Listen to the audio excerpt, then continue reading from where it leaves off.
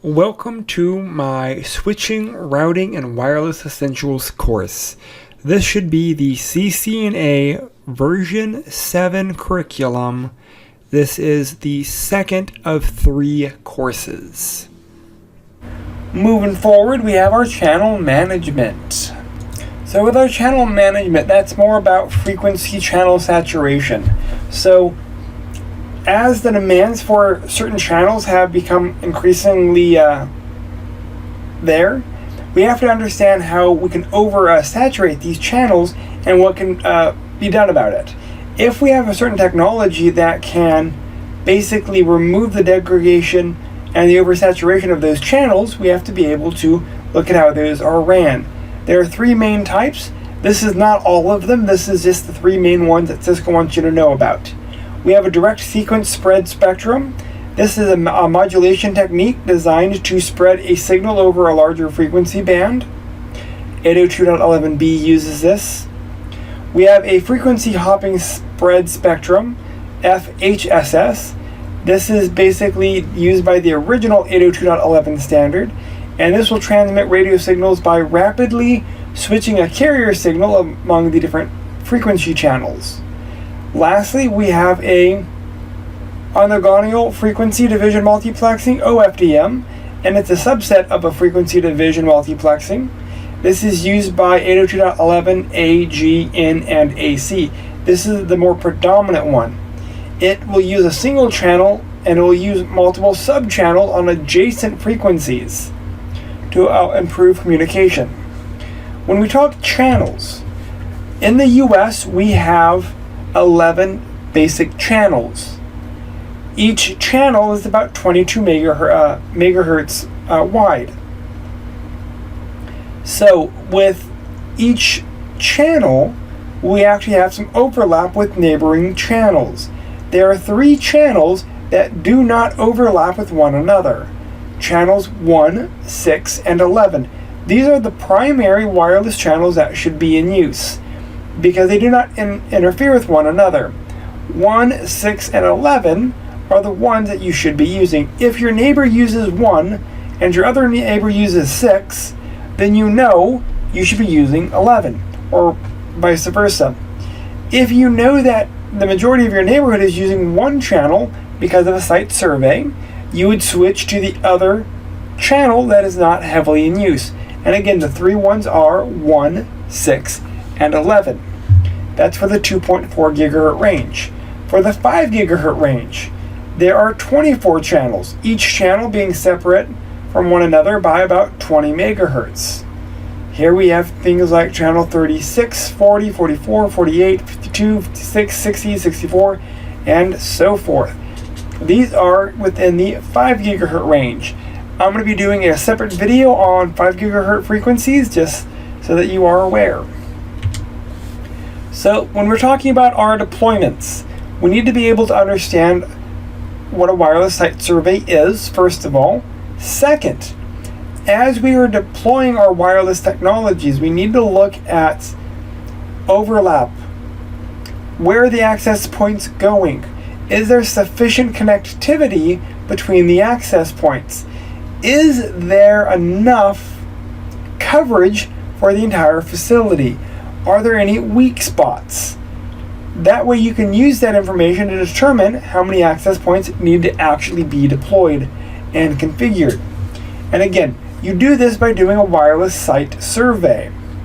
You want to make sure you are using overlapping wireless connectivity, but each access point should be on different frequencies. You don't want to overlap the channels 1, 6, and 11.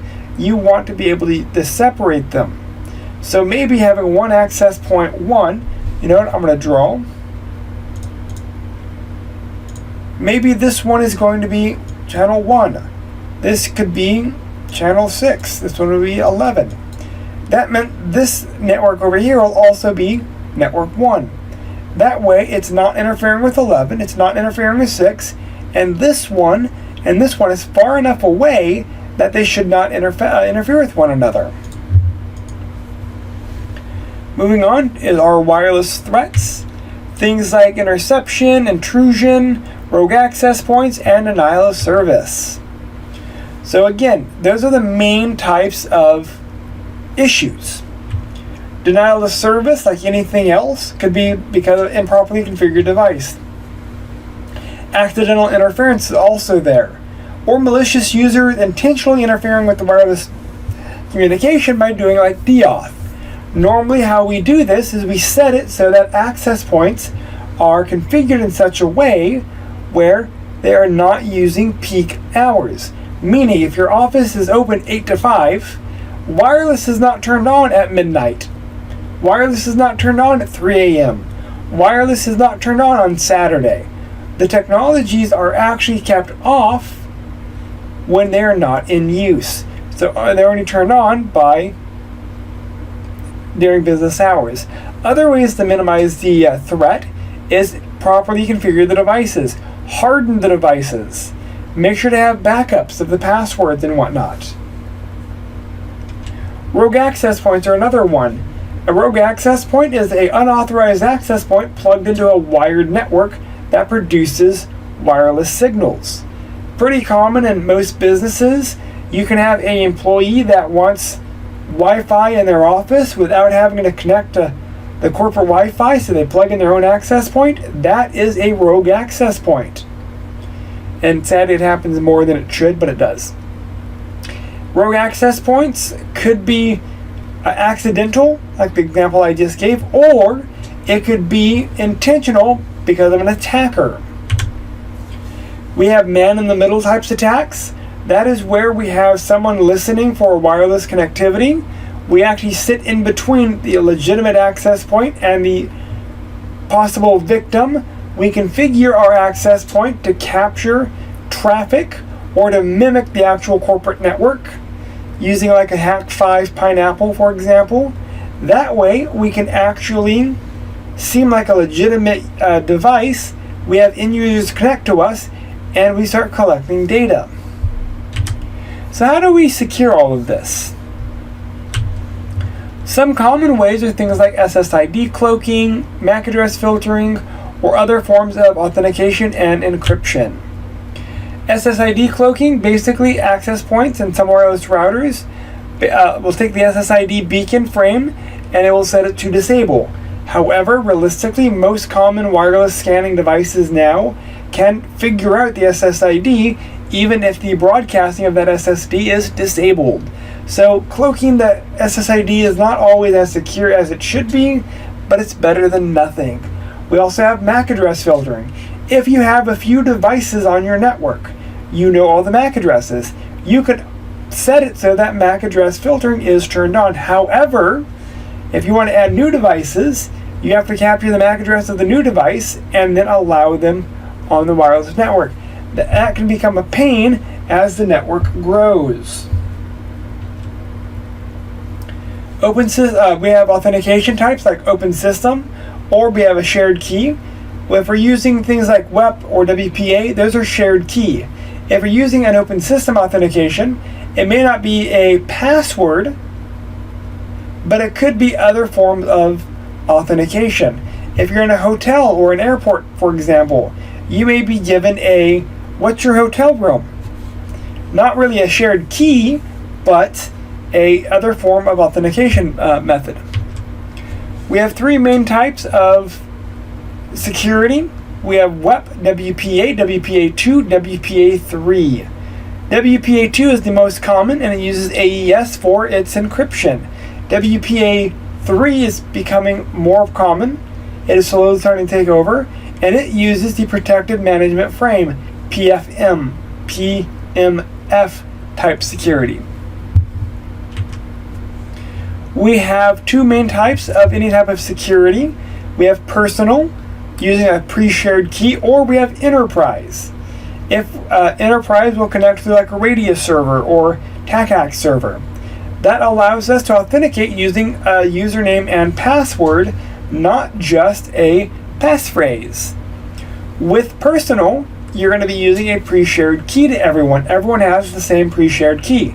With enterprise, we can actually denote individuals. Encryption methods, there are two main encryption methods. AES and TKIP. TKIP is Temporary Key Integrity Protocol. It's used by WPA1, provides basic support for legacy technology. AES, the Advanced Encryption Standard, is used by WPA2 and is the newer standard. Those are both heavily used both in WPA Personal and Enterprise. In our Enterprise, we have a few more things to set up. We have a radius server. That's going to be the thing that we're authenticating against. We have ports for that radius server. Normally ports 1812 and 1813, and it could also be 1645 or 1646, all UDP. There's also a shared key between the access point and the radius server that will authenticate the access point and radius server. Normally, authentication and authorization is handled by the 802.1x standard, which will also provide centralizing information like a radius server. WPA3 has personal and enterprise, but personal will use what's known as SAE, simultaneous authentication or equals of equals. WPA3 Enterprise will use 802.1x, but it does require the use of a 192-bit cryptography suite and eliminates the mixing of our different protocols. Enterprise will also use some type of radius type server. With WPA3, we also have two other types of connectivity. Open Networks does not use any authentication, however it uses a opportunistic wireless encryption to encrypt all the wireless traffic, so it's no longer just all plain text. When we're talking IoT-based devices, there's an IoT onboarding, and that will use the Device Provisioning Protocol, DPP, for quickly onboarding IoT-based devices. Questions, concerns, please reach out. Thank you.